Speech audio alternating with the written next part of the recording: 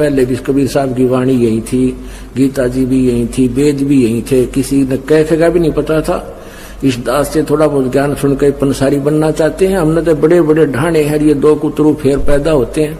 कहते हैं संगत माए कुसंगत उपजा, जैसे बन में बांस, पाग किस आग लगा दे करे बनखंड का भी नाश। ऐसे दुष्ट टाइप के इंसान होते हैं जो संगत में से कुसंगत उपजती है। जैसे वन के अंदर बांस उग जाता है, वन में बांस होता बम्बू, वो क्या होता है कि जब तेज हवा चलती है तो ऐसे थपेड़े लगते हैं, वो ऐसे आपस में घिस के और उन बांसों से आग लग जाती है और पूरे दावा नल का रूप धारण कर लेती है, पूरे बनखंड को, पूरे जंगल का नाश कर देती है। कहते हैं ऐसी नकमी आत्मा जो होती है वो संगत में से कुसंगत उत्पन्न हो जाती है, वो आपस में बकवास करके पूरी संगत का नाश कर देते हैं।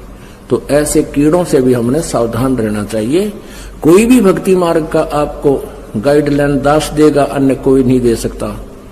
आप जी ये भी नहीं कह सकते, किसी कोई पूछता आपसे कि श्रवण कैसे करूं मैं दूसरे मंत्र का, सतनाम का, सारनाम का, तो आपने जिक्र करना ही नहीं है किसी के सामने। आप नहीं बता सकते उसको कि ये मंत्र बाहर छोड़िए अंदर ले, नहीं तो आप उसके गुरु हो जाओगे, आपका नाम खंड हो जाएगा। आप उसको ऐसे बता सकते हो कि गुरुजी ने मुझे ऐसे बताया है, मैं तो ऐसे सेवन करता हूं। वो भी सतनाम जिसने ले रखा हो, जिसने ले नहीं रखा उसको नहीं बता सकते। जिसने ले रखा है वो कहता मेरे भूल लगी है। और वैसे तो हम यहाँ शुद्ध करा देते हैं, यहाँ भी आपको पूछ सकते हो। वैसे भी जिसने उपदेश ले रखा है, दूसरे ने भी ले रखा, सतनाम दोनों ने ले रखा है, उसको ये नहीं कह सकते आपके ये पहला मंत्र ऐसे छोड़ दूसरा ऐसे लेती, आपका नाम खंड हो जाएगा, क्योंकि आप उसके गुरु बन गए। आप उसको इतना कह सकते हो कि गुरुजी ने हमें ऐसे बताया है, ये मंत्र ऐसे छोड़ना है, ये ऐसे लेना है, वो समझ जाएगा दूसरा कि ऐसा मंत्र। और कोई सीधा बताता है तो ऐसे भक्ति कर, 2 घंटे 3 घंटे सुबह कर, फलाना कर, ये मंत्र ऐसे कर, वो तुम्हारा गुरु बन गया। वो दुष्ट आत्मा ने तेरा भी नाम खंड कर दिया और भक्ति नाश होगी आपकी। तो इस प्रकार के जो मिस हैपनिंग आपके साथ होती है, आपकी भक्ति के ना करवा देती है। उसके लिए आपने पुनरुपदेश लेना पड़ता है, परमात्मा रजा बख्श देते हैं। कहते हैं कबीर गुरु मर्यादा ना भक्तिपन और नहीं पिया का अधिकार।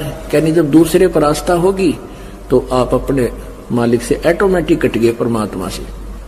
परमात्मा कबीर जी कहते हैं कि गुरु गोविंद दोनों खड़े किसके लागू पाए, और बलिहारी गुरु अपना जिन गोविंद दिया मिलाए। मान लीजिए उस दुष्टा में, उस ढेडनी में बड़ी बात करते हैं, कबीर जी आते हैं, वैसे तो भूत आता उसमें कत्ती जैसे ये।